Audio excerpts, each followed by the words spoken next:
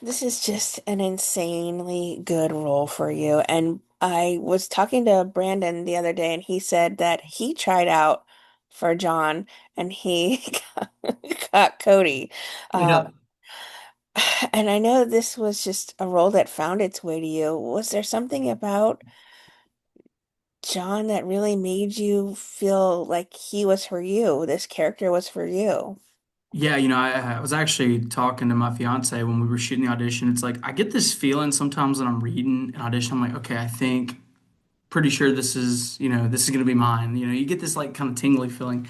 And I really did feel that when I was reading this the first time and I looked over at her and I was like, I think I'm gonna get this. It just all lined up because the struggles that John was going through, not all of them, but the hefty portion of being overweight and battling with that dynamic is really what attracted me to that underdog story, because I battled with my weight.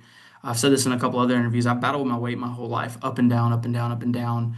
I've been in an incredibly good shape, around like 185 pounds, and then for this, I was up to 320 pounds. And so that obviously was a major attraction point. But what was funny, and I've said this in a couple other interviews, but my agent calls me and she goes, Blake, casting just called. They've got the perfect role for you. And I was like, great, lay it on me. What's up? Is it like tall, handsome, chiseled gentleman? And she's like, no, it's actually overweight, struggling, Exactly. like all of these things. And I was like, don't ever call me with Like that. That's the that. perfect role for you again. But no, it honestly was. It fits so truthfully into my own life. And as I mentioned before, it kind of like gave me a moment to go back in time and I guess heal some of those portions of my younger self by, playing John. I don't know. It was a really cool experience. Okay, is that really you doing the pull-ups over and over again with Miles? Well, yeah, we did. We did actually have to get to where we did three, obviously being that big, shooting that many takes in a row. At a point, I'm like, One take would have been enough for me. I've been like, I'm did you get like, it? can I Did you get get it? some That's assistance over here? Like exactly. Can we put a little box or something? Can you guys we're shoot it on like where our I'm like, fourth shot set up, like a yeah, couple takes on each. I was like, guys, hey, listen, I'm like, I'm working on this, but we ain't there yet. I can't be doing 100 of these a day. yeah, Like, exactly. yeah. Oh my goodness. So then what did you physically have to do to prepare for the role? Obviously, you had to figure out how to fit in those three pull-ups. Or Right. what? I'll try to summarize it as quickly as possible. It's kind of a long story because it goes back and forth. But ultimately, I was working just a normal job, and I had started losing weight because some of the guys that I worked with were like, "Hey, let's have a weight loss competition." So I had lost, 20, 25 pounds, was down into like the 290s. I find out I get this role, and I was like, "Oh, I'm gonna go back up to where I was." And I added a few extra pounds. So I went back past 317 to 320, I believe.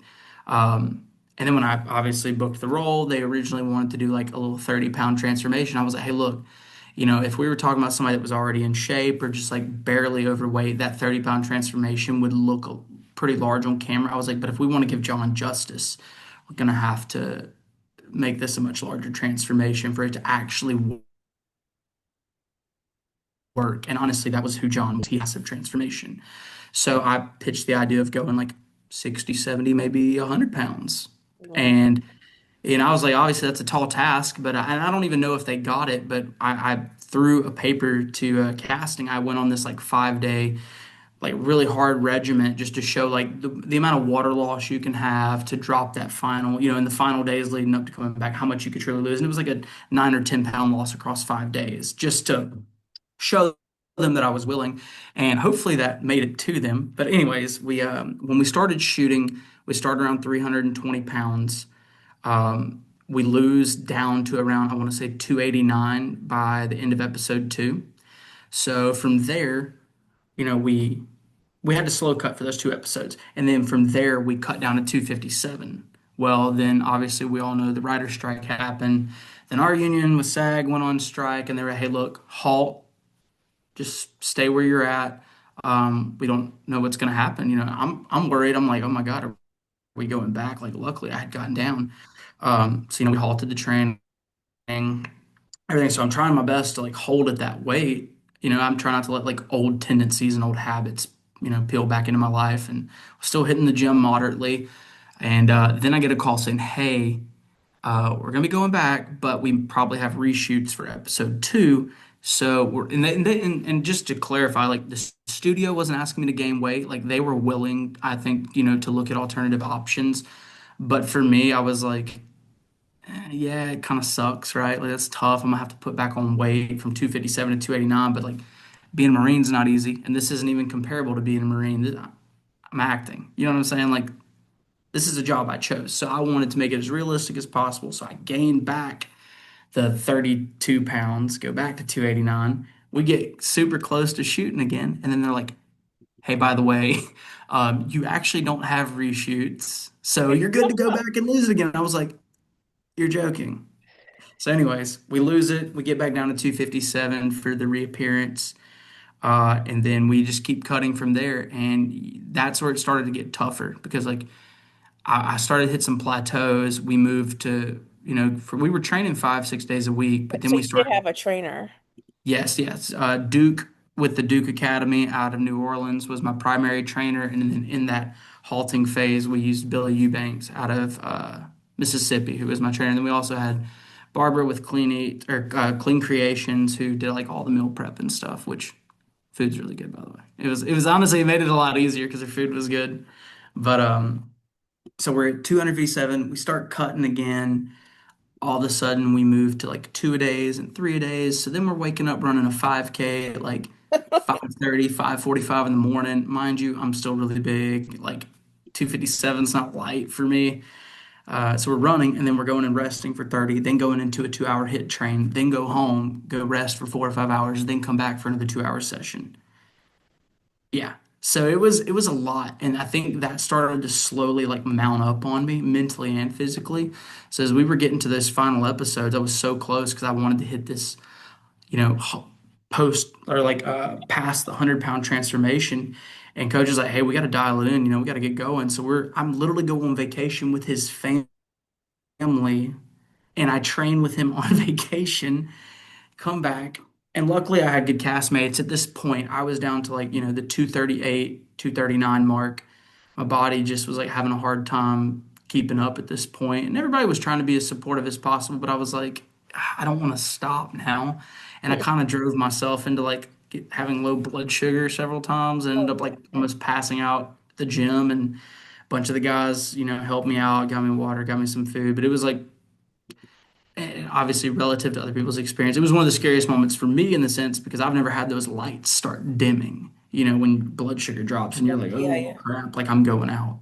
And that hit me. And then I honestly, like, I sat down on the couch in the back for like 45 minutes, just like, can I do this? It was kind of a pivotal moment too, because it was like, okay, John hits that, all throughout this boot camp. And here I am hitting it while I'm training to play him. And it was a very like full circle moment for me. I was like, wow, like, is this a moment I give up? Is this a moment that I keep going? And Sure. obviously, you got to keep going.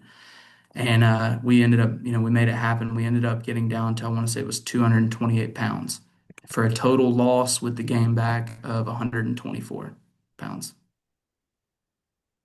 What was it like for you then decompressing every day? Are you, like sitting on those bunks, sort of just thinking about what you had to do for these scenes, or are you, as Brandon alluded, everyone is like reading a book or writing poetry for Kieran, and some Yeah. people were buying houses and selling houses. Well, we were attempting. Yeah, I was trying to buy up some real estate, make some passive income. And on set, I was reading a little bit. I was really reading books, like trying to get my mind right, as coach would say, like trying to keep me focused and driven.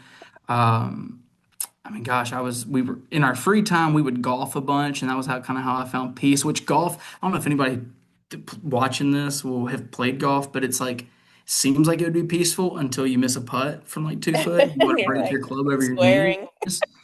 Yeah, but me and the guys would go do that. But as far as on set, yeah, I mean, just relaxing, trying to catch a moment to breathe, because most all of us do all of the stunts minus like maybe some of the really big ones. For the most part, all the guys we were running the obstacle course. We were running, doing all the PT training in 110-degree heat.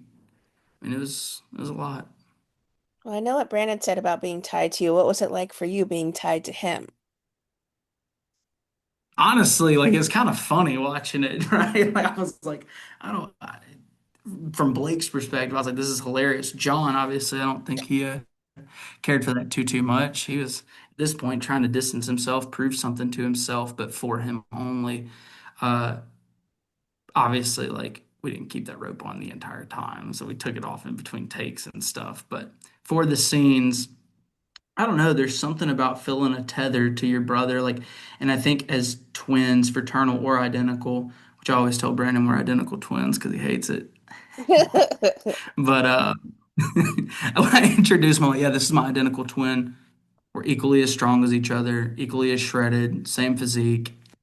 Good I don't think looks, he likes. all that. Yeah, he probably doesn't like that too much, but I find it to be pretty funny. But I guess there's this natural tether between twins, and I think that rope was pretty symbolic for that. And when you cut that rope on that O course, that was kind of that defining separation moment, especially in John's mind. And then obviously we know what happens. I won't throw out any spoilers, but you see what happens shortly after. I mean, it was a very pivotal moment when that rope gets cut.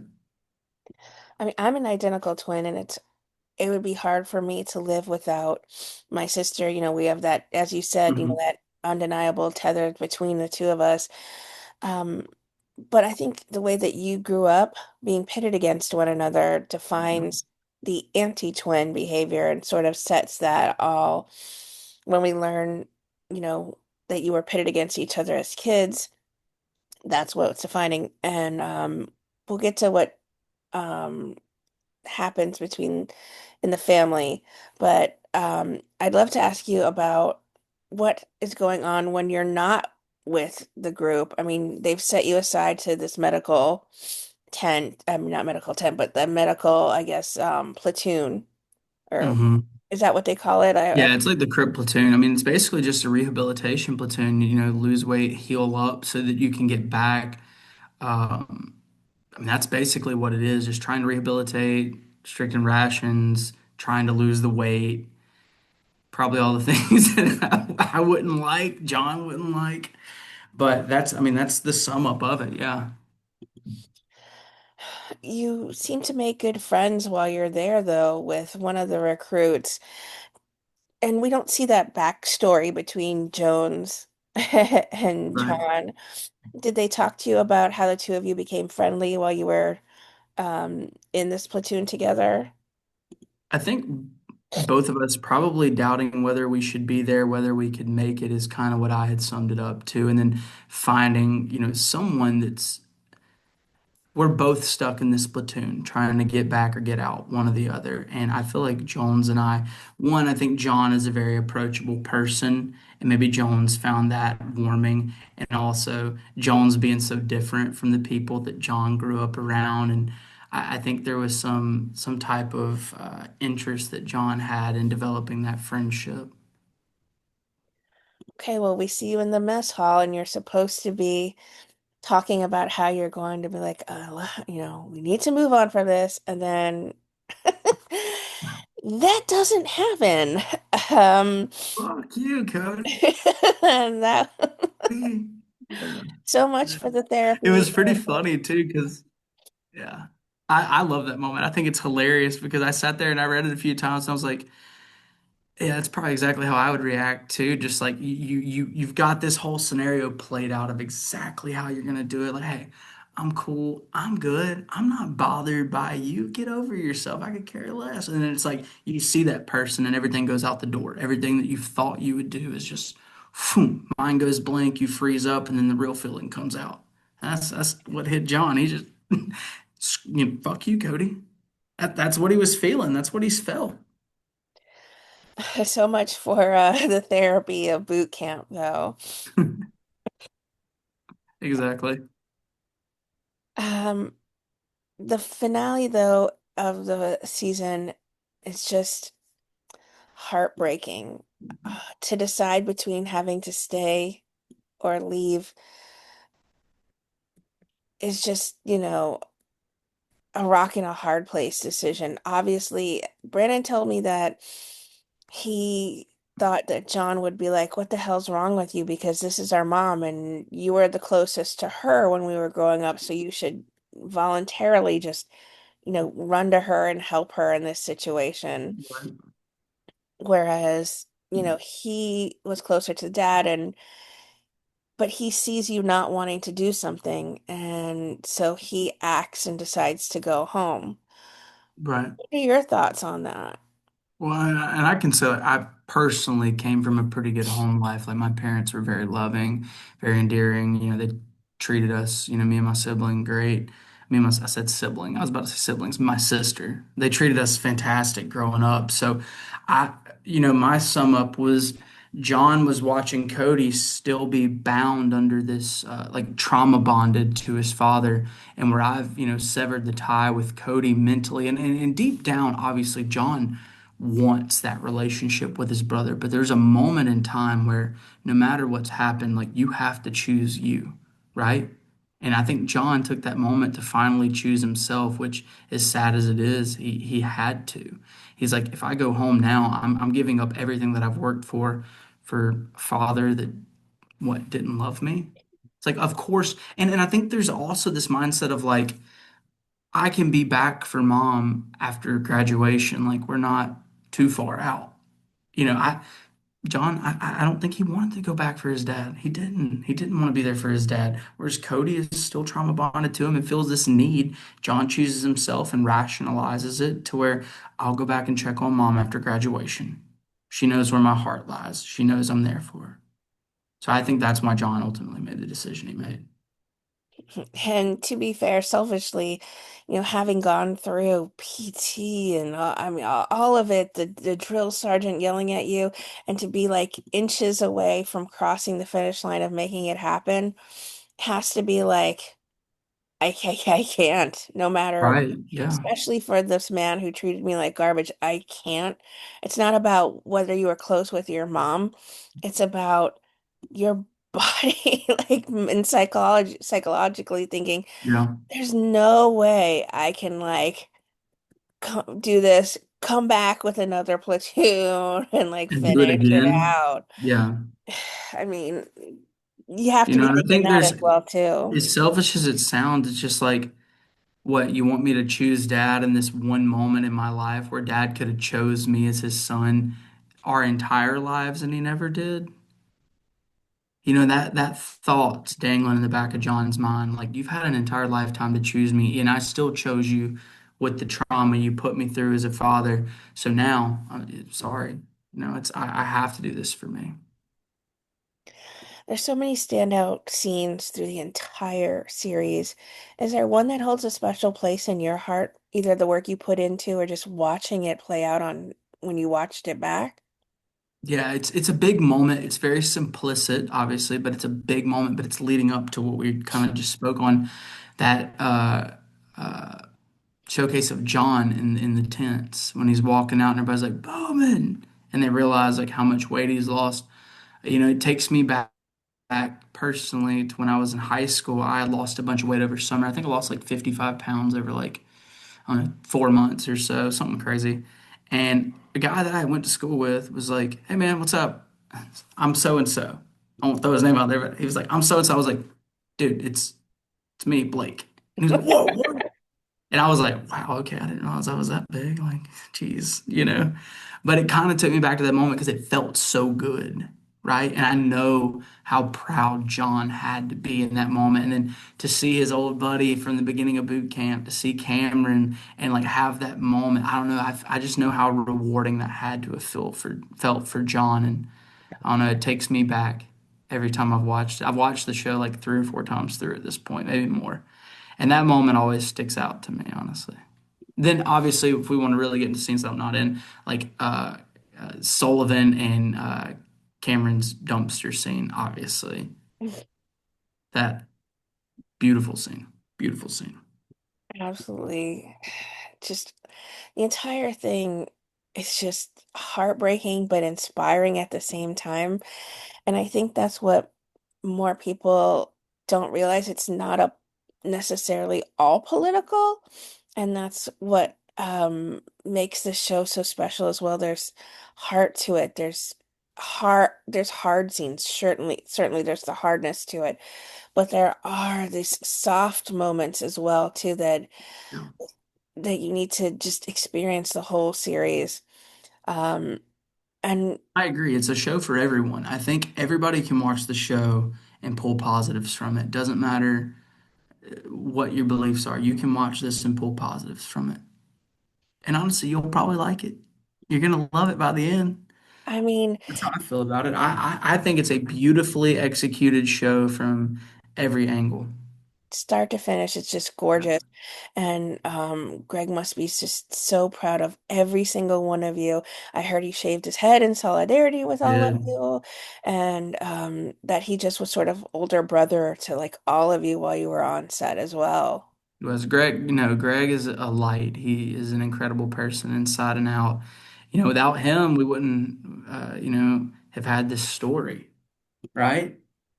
I don't know. I have such a soft spot for Greg. I love him. He's always so supportive. He's always reaching out. He was checking on me throughout the process, as were a lot of people, but Greg was kind of a constant.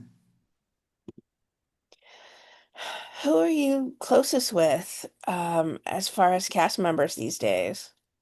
Honestly, we all still talk so much, like in our group chats and stuff. Um, Me and Brandon and Kieran, we obviously golfed with like one of our DIs, Travis. So we all golfed together. Rico came and golfed. Me, Brandon, and Dom would always hang out. Me, Brandon, Dom, and Rico and Kieran would all go to the gym. But most of the time, it would be me, Brandon, and Dom going to the gym. Me, Kieran, and Brandon playing golf on the weekends, and Rico sprinkled in. And then we'd all just hang out, on and off set. And that's also kind of what led to me getting a little sick was I would go to the gym sometimes a fourth time because I wanted to see Oh. him because I was gone and I was like, well, this is my only chance to see him for the week. You know what I'm saying? So yeah, but we were all so close. Like I feel like there's really not anybody that I don't talk to. Maybe not daily or weekly, but every other week at least. That's what was cool. It's kind of crazy because you don't get that very often, like you don't have to, you might not dislike people you work with and as a part of a cast, but like there's always going to be a few people maybe you just like don't see eye to eye or you don't jive with.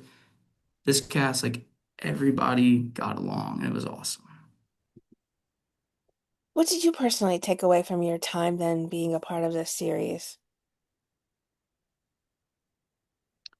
I would say one of the biggest takeaways for me was trying to be as courageous as John was, with his limitations. I think that really embedded itself into my mental, and also I think the health aspects. What I had to go through to portray John, play John, bled into my everyday life. As far as like my meal prep and my training regimen, and just staying healthy in general was a major takeaway. But forgiveness too. I think forgiving that younger version of you that was so hurt, that's something John goes through. You have to forgive yourself because people don't realize like the amount of I won't say self-inflicted trauma, I guess it is, but that bad self-talk does a number on you. And I think me on a personal level had some bad self-talk just from struggles I had gone with family members getting sick or financial stresses or any of that. And I had to go back and be like, hey, you're just a big kid, you're a man, but you're a big kid. Like at heart, you gotta forgive yourself. You gotta have empathy towards yourself, like you would give to these other people. And I'm thankful that John taught me that. What's next for you then? What have you been busy working on, Blake? Well, just building my companies right now. Potentially have an option to do another show next year, and I'm really, really hoping that we get that little cute little call from Netflix being like, "Hey guys, let's do another season." That's what I really hope. I mean, I have my fingers crossed as well. I don't know if Fingers, toes, and eyes crossed over here. Let's if John could sort of cross over again in this world if they're Yeah. being shipped out somewhere, but it is possible. Um, anything is I mean, I have possible. no idea where obviously there's a idea of where the story takes us, but as far as like where we all end up, no clue yet. Nobody's alluded to anything. I just hope that I'm involved in it. That's all that I care about. What would you like to say then to people who are fans and supporters, people who watched Boots and just really took away so much from it? I hope that they believe in themselves, give themselves some empathy and forgiveness for things that they've gone through, trauma that they've gone through. I hope that they can sit down, look themselves in the mirror, and be like, I can do this, no matter what it is. Obviously, it's not just going into the Marine Corps at this point. I'm talking every aspect, whether it's the job, whether it's your diet, whether it's your health, whatever it may be. I want them to know that you can do it. That's the major takeaway I hope happens is that you can do it. And I just wanted to say, a major special thanks to Travis Newman and Sammy Gunny Smith and Mac and Leon. These were our Marine Corps advisors. I developed lifelong friends with these guys, but without them, uh, you know, I don't know if we would have, I'm trying to think of the right thing to say. They were incredible. If we would have gotten the show to where we needed it to get to without the four of them. The perspective, the authenticity they brought, uh, the knowledge in general was insanely beneficial for all of us. We were lucky and blessed to have them all there.